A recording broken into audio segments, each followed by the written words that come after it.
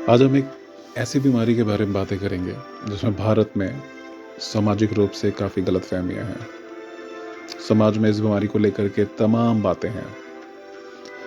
हम आज बात करेंगे एक ऐसी बीमारी जिसको समाज में मिर्गी या दौरे के तौर पे जाना जाता है।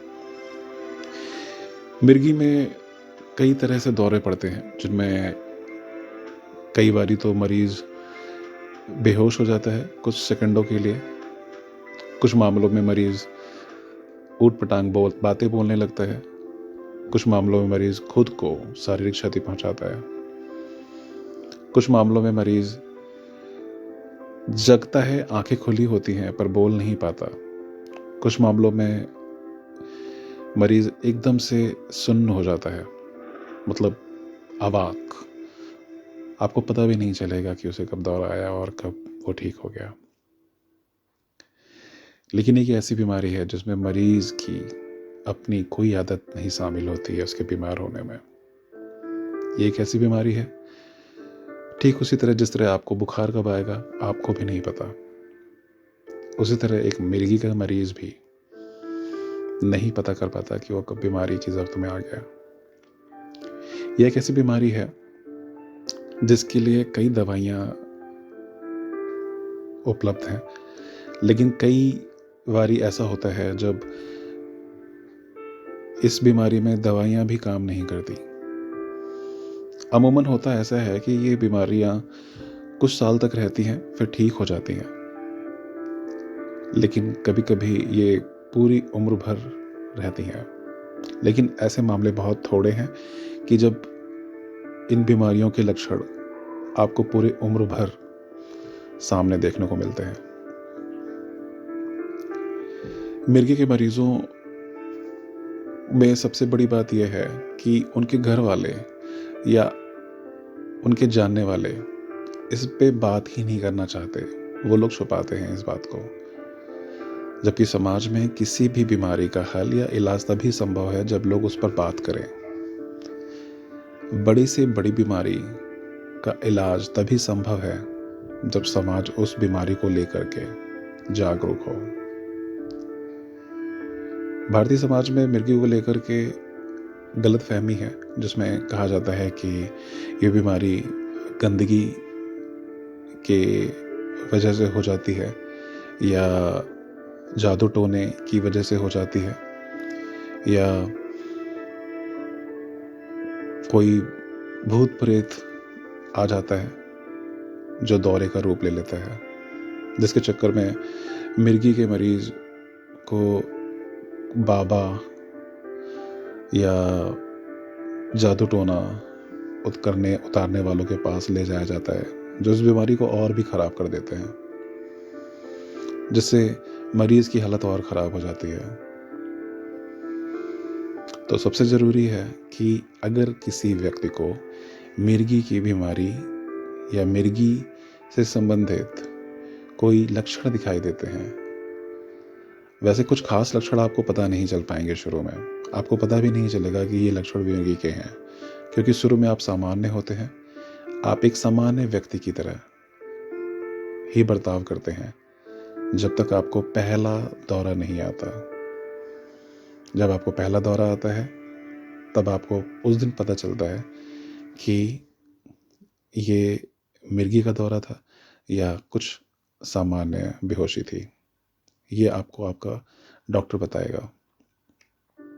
लेकिन जिन व्यक्तियों को मिर्गी के दौरे आते हैं उनके लिए सबसे ज़रूरी है कि वह अपनी बीमारी के बारे में ज़्यादा से जानकारी रखें, जागरूक रहें। मिर्गी की बीमारी में अक्सर ऐसा देखा जाता है कि जो मरीज़ है वह दवाइयाँ करवाने से या मेडिकल सहायता लेने से कतराते हैं, क्योंकि उन्हें लगता है कि लोग उनके बारे में जान जाएंगे। लोग जान जाएंगे तो उनसे साथ खाना पीना बंद कर देंगे, उनको छूना बंद कर देंगे। जबकि मिर्गी एक ऐसी बीमारी है जो साथ में खाने पीने, नहाने या बाथरूम शेयर करने से नहीं फैलती है। मिर्गी एक ऐसी बीमारी है जिसका एक साइंटिफिक रीज़न है, जिसमें न्यूरोलॉजिकल डिसऑर्डर, जिनमें आपकी मानसिक चोट या एक ऐसी दुर्घटना जिसमें माता के गर्भाशय में ही लग जाती है और आपको पता नहीं होता है, जो आपके जन्म के बाद काफ़ी सालों बाद या कुछ महीनों बाद ही मरीज में लक्षण के तौर पे दिखने लगती हैं, जब उसे पहला दौरा आता है। ऐसा नहीं है कि ये बीमारी लगभग कभी ठीक नहीं होती। अमूमन ऐसा होता है कि ज़्यादा से ज़्यादा लोग इस बीमारी से ठीक हो जाते हैं। तो आइए आज हम पता करते हैं कि मिर्गी की बीमारी के बारे में कि क्या-क्या वजह होती हैं, कैसे इससे बचा जा सकता है और हमें उन लोगों के साथ कैसा बिहेव करना चाहिए, उन्हें यह फ़ील कराने के लिए कि वह स्वस्थ हैं, जो कि बहुत ज़रूरी है। तो सबसे पहले आइए जानते हैं कि क्या वजह होती है मिर्गी की बीमारी की। वैसे शुरुआती दौर पे जो एक मिर्गी के मरीज़ों में चेकअप के लिए या टेस्ट के लिए कहा जाता है, वो डॉक्टर आपको एमआरआई करने को कहता है। एमआरआई जो कि आपके ब्रेन या आपकी नसों से संबंधित या आपके मस्तिष्क में किसी प्रकार की चोट या गांठ या किसी तरीके का स्ट्रोक या आपको बचपन में मस्तिष्क में लगी चोट, ये सब एक मुख्य वजह है मिर्गी के दौरों के आने की। इसके अलावा है जेनेटिक फैक्टर मतलब कि ये बीमारी आनुवांशिक भी होती है। आनुवांशिक मतलब कि अगर ये आपके दादा, नाना या नानी, दादी के परिवार में पहले से है, तो ज़्यादातर मामलों में ऐसा ही होता है कि परिवार में अगर है, तो ये चीज़ आप में भी आएगी, ऐसा ज़रूरी नहीं है। लेकिन ये भी एक फैक्टर है कि इस वजह से भी ये बीमारी होती है। दूसरा एक फैक्टर है ब्रेन इंजरी, जिसमें दिमाग पर चोट लगने की वजह से किसी प्रकार की चोट हो, जैसे कि जन्म से चोट लगी हो, एक्सीडेंट हो या सर्जरी हो। ये भी एक मिर्गी का मुख्य कारण हो सकता है।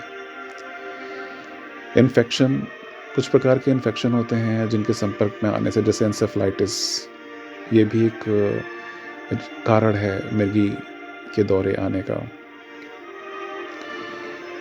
विकास में विकार आना यानी डेवलपमेंटल डिसऑर्डर्स, कुछ बच्चों में जन्म से ही दिमाग में ऐसा होता है कि जो उनका विकास हो रहा होता है उसमें कुछ विकार होता है, जो कि मिर्गी की एक वजह बन जाता है।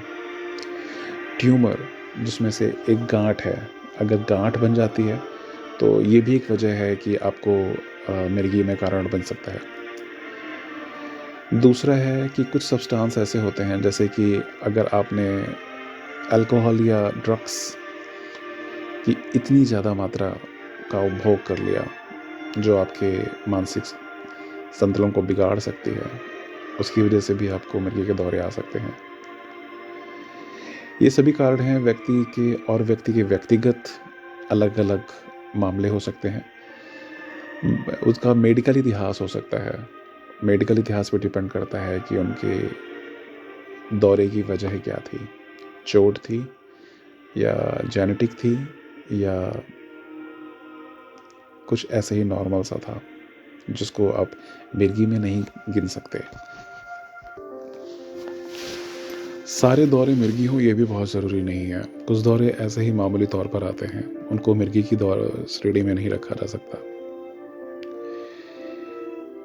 ये जो मेडिकल परिस्थितियां हैं जिनमें चोट लगना या पहले से ही आनुवांशिक तौर पर,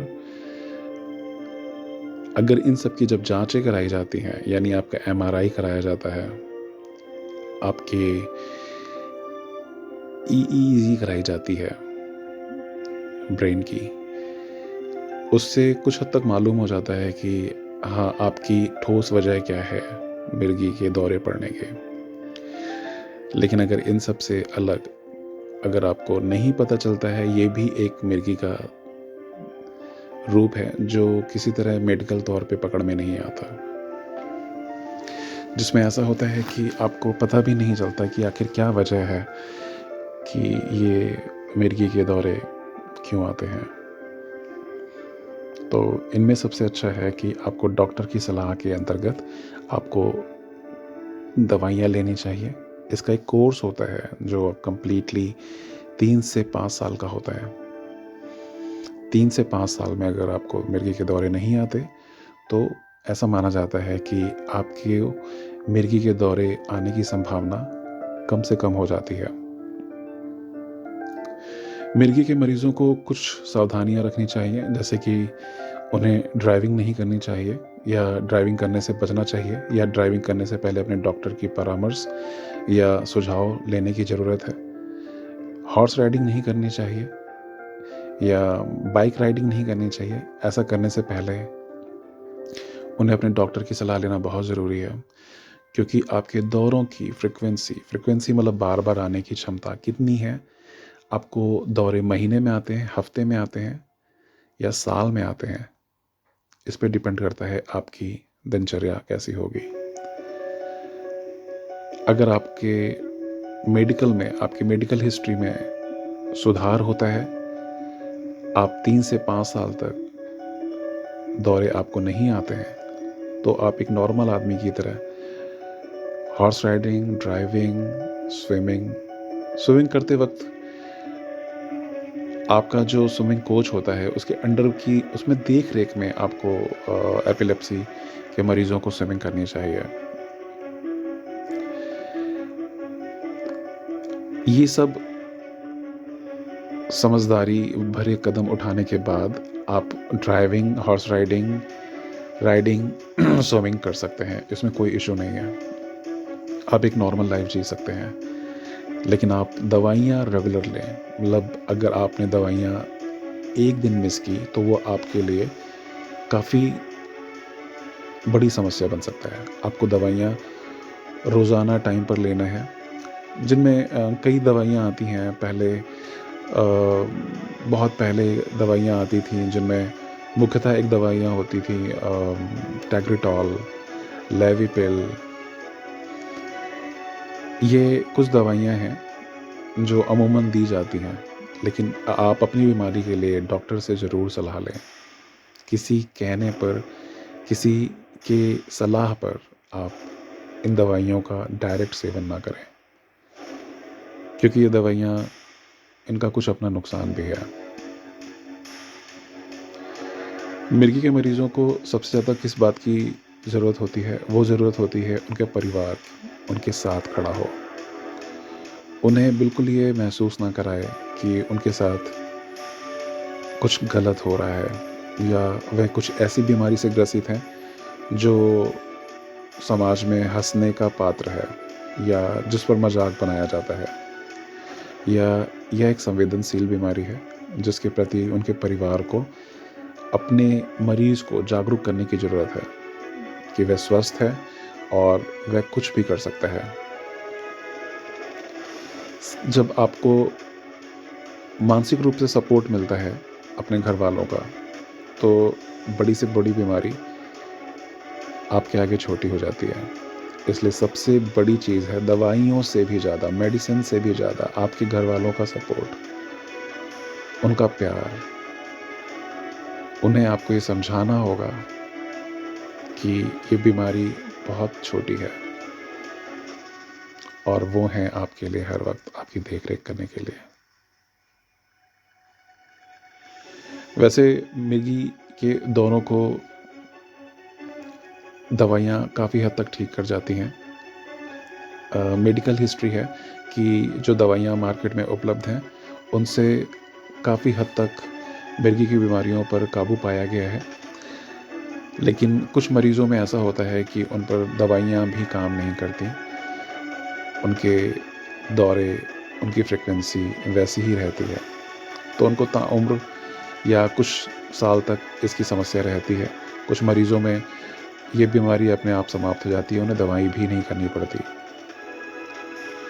तो सबसे ज़रूरी है कि अगर आपको किसी को भी यह बीमारी है तो आप डॉक्टर से मिलें, डॉक्टर को सारी समस्या बताएं। डॉक्टर आपकी सारी चेकअप कराने के बाद आपको दवाइयाँ लिखेंगे, आप दवाइयों का रोज़ाना सेवन करें। लेकिन इसके विपरीत कोई कितना भी कहता है, आप किसी बाबा या किसी जादू टोना वाले के पास जाकर अपनी इस बीमारी को और ना बढ़ाएं, क्योंकि वह ना तो ठीक कर पाएगा बल्कि आपकी बीमारी को और बढ़ा देगा और आप मानसिक रूप से टूट जाएंगे। तो कोशिश ये करें कि आप ऐसे बाबा या ऐसे समाज में कुरीतियों को बढ़ाने वाले लोगों से दूर रहें। अब बात करते हैं मिर्गी किस उम्र तक लोगों को आ सकती है।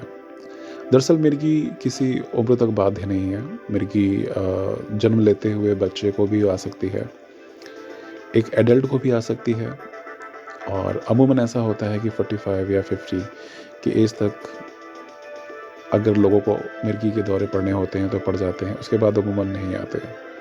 लेकिन कुछ रेयर केसेस में देखा गया है कि कुछ वृद्ध लोगों को भी आई है, और इस बेसिस पे ये कह सकते हैं कि मिर्गी छूने, साथ में बैठने, खाना खाने या बाथरूम शेयर करने से नहीं फैलती। तो कृपया इस बात के लिए समाज में अवेयरनेस फैलाएं कि मिर्गी एक ऐसी बीमारी है जो एक न्यूरोलॉजिकल डिसऑर्डर है, जिसका कोई संक्रामक रोग होने का अभी तक 1% भी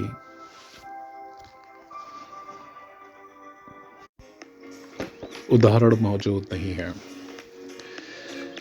अमूमन होता क्या है, जब मिर्गी के मरीज़ों को दौरे आते हैं, कभी कभी ऐसा होता है कि मिर्गी के मरीज़ पब्लिक प्लेस पे गिर जाते हैं, बेहोश हो जाते हैं, या कभी कभी घर में भी ऐसा देखा जाता है जहाँ पर जानकारी नहीं होती है, तो वहाँ पर मिर्गी के मरीज़ों को अमूमन जूता या चमड़े की चीज़ सुंघाई जाती है, जो कि बेहद गलत है। जूतों का और चमड़ों का मिर्गी की बीमारी से कोई लेना देना नहीं है। ये एक गलतफहमी है जो समाज में बहुत बड़े स्तर पे फैली हुई है। तो आपको इस जूते या चमड़े का प्रयोग नहीं करना है जब मरीज़ बीमार होता है। जब मरीज़ बीमार होता है तो उसे उसकी बॉडी को ज़बरदस्ती पकड़े नहीं, उसके गले में पानी ना डालें, या उसके हाथ पैर पटकने को केवल बस इतना देखें कि वह जहाँ पर है उसकी बॉडी को चोट ना लगे, बाकी उसे ऐसे ही छोड़ दें। तो वो खुद ब खुद कुछ सेकंडों बाद होश में आ जाएगा। लेकिन जब आप उसको पकड़ते हैं, उसकी बॉडी को, या गले में या मुंह में पानी डालते हैं, तो उससे मरीज़ की हालत और ख़राब हो सकती है।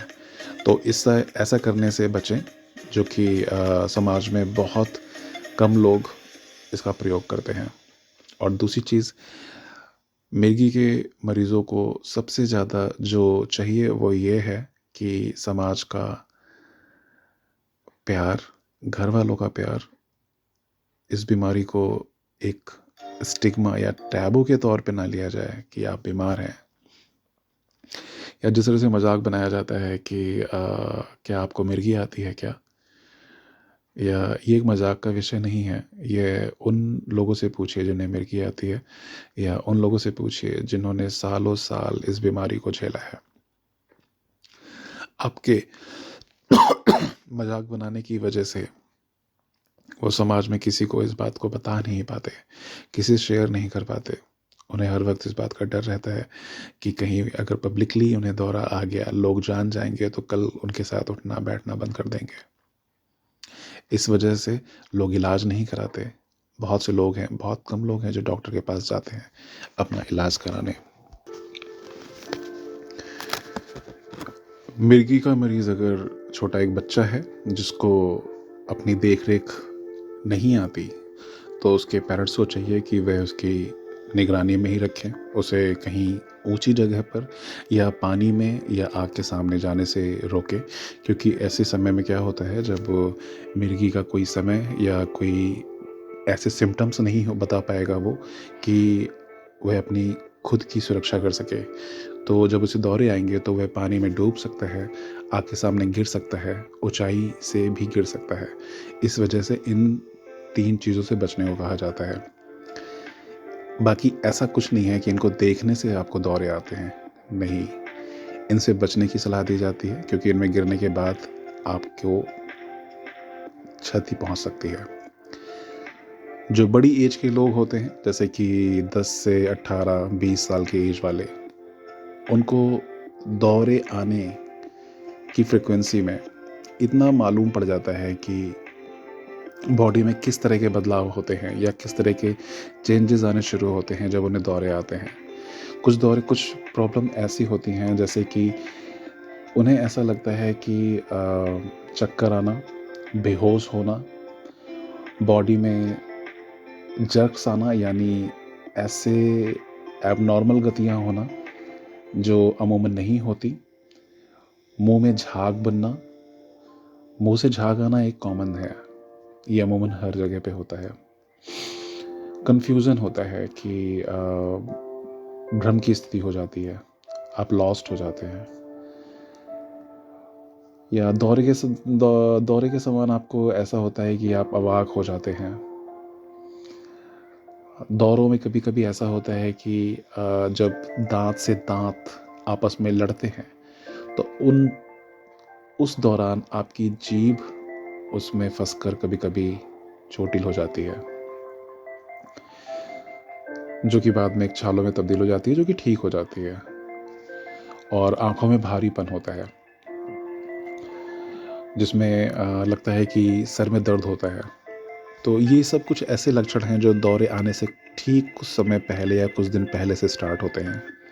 तो कोशिश करें कि अगर ऐसे आपको फ्रीक्वेंसी है, आपको लगता है कि आपकी बीमारियों का इतिहास है जिनमें साल में, महीने में, हफ्ते में दौरे आते हैं, तो कोशिश करें कि उनके लक्षण की पहचान करें कि बॉडी में किस तरह के परिवर्तन आने के बाद ये दौरे आपको आते हैं। उससे आपको ये आसानी हो जाएगी कि आप पहले से ही जागरूक हो जाएंगे। अब बात करते हैं कैसे इन दौरों को या अपने शरीर की देखरेख को और अच्छा कर सकते हैं। उसके लिए व्यायाम कर सकते हैं। व्यायाम करने के लिए डॉक्टर से एक बार पहले सलाह लें, क्योंकि कुछ लोग काफ़ी कमज़ोर हो जाते हैं। अच्छा खान पान बहुत ज़रूरी है, विटामिन डी बहुत ज़रूरी है। सूखे मेवे लें, सूखे मेवे भी आप खा सकते हैं, बहुत ज़्यादा नहीं। वो आपके जगह पर डिपेंड करता है कि आप ठंडी वाली जगह से हैं या गर्मी वाली जगह से हैं, उसी हिसाब से आप लें। बाकी आप पानी पिएं। नींद बहुत ज़रूरी है। इन सब में सबसे ज़्यादा ज़रूरी है नींद। एक अच्छी नींद आपको बहुत स्वस्थ रख सकती है। तो स्पेशली आप नींद को मेंटेन करें, मतलब आप 6 से 8 घंटे की नींद ज़रूर से ज़रूर लें। गुस्से से बचें, गुस्सा ना करें। गुस्सा करने से आपके अंदर थोड़ी सी सोचने समझने की क्षमता कम हो जाती है उस वक्त, तो अमूमन ये आदत बन जाती है और एक चिड़चिड़ापन आ जाता है। चिड़चिड़ापन आने से आप में सोचने समझने की क्षमता कम होने लगती है। तो अगर ये सब लक्षण आप पहले से ही जान जाएंगे तो और ये सब उपाय कर लेंगे तो मेडिसिन तो आपको लेनी ही है। मेडिसिन ज़रूरी है। ज़रूरी क्या है? 100% ज़रूरी है।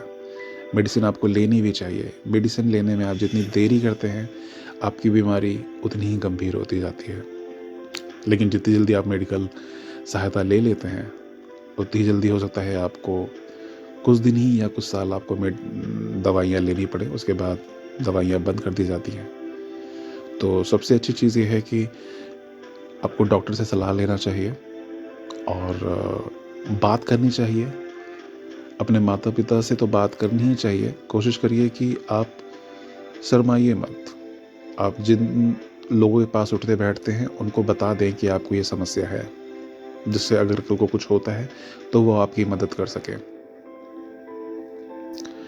अगर आपको दौरे आ भी जाते हैं तो ये कोई शर्माने वाली बात नहीं है। ये एक नेचुरल चीज़ है, जो कि ठीक उसी तरह से है जिस तरह से जुकाम बुखार होना है। जब जुकाम और बुखार पर किसी का बस नहीं है, तो वैसे इस बीमारी को भी कोई कंट्रोल नहीं कर सकता। हाँ, हम इसका इलाज कर सकते हैं, सावधानी रख सकते हैं, डॉक्टर जिस तरह से कहे उस तरह से दवाइयाँ ले सकते हैं। इस प्रकार हम इस बीमारी पर काबू पा सकते हैं। और सबसे ज़रूरी ये है, आप स्वस्थ हैं, इस बात को मानकर चलें। आधी बीमारी यहीं पर ही ख़त्म हो जाती है। जब आदमी ये मान लेता है कि उसकी बीमारियाँ उसका कुछ नहीं बिगाड़ सकती, उसकी जो इच्छा शक्ति है वो सबसे बड़ी है उसकी बीमारियों से भी ज़्यादा, तो वही बीमारी दूर भाग जाती है। लेकिन इच्छा शक्ति भी तभी काम करती है जब आप स्वस्थ हो, आपकी लाइफ स्टाइल स्वस्थ हो।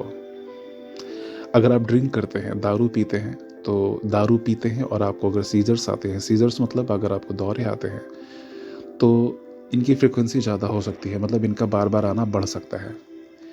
इसलिए आपको अल्कोहल तो बिल्कुल भी नहीं लेना है। अगर आप अल्कोहल लेते हैं यानी दारू पीते हैं, तो आपको दारू का उपभोग रोक देना चाहिए। इससे आपके सुधार होने के चांसेस बढ़ जाते हैं।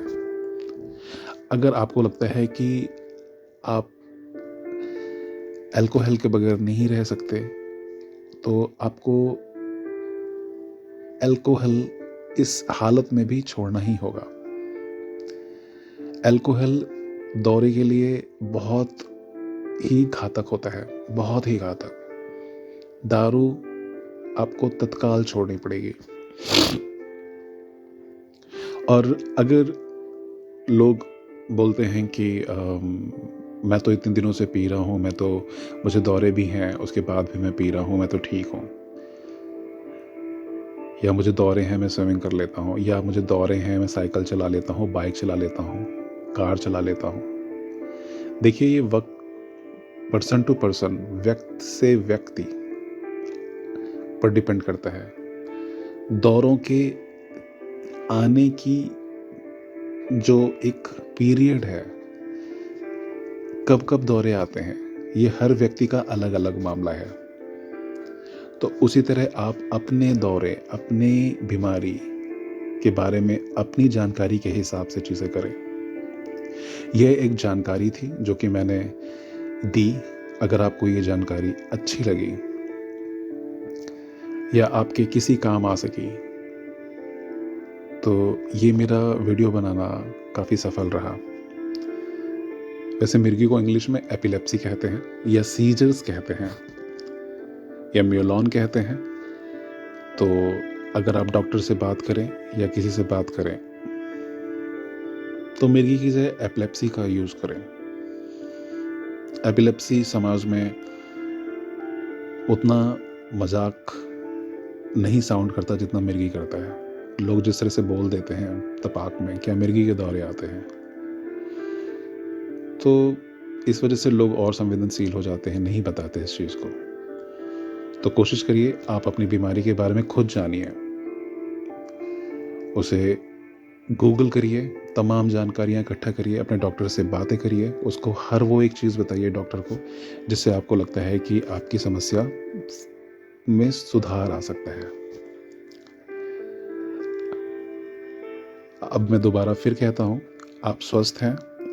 ये बीमारी एक ऐसी बीमारी है जिस पर बात करनी चाहिए, छुपाना नहीं चाहिए, और किसी बाबा या जादू टोना करने वाले के पास तो बिल्कुल भी नहीं जाना चाहिए। आपको दवाइयाँ ही आपका इलाज कर सकती हैं। तो ध्यान रहे, आप स्वस्थ हैं।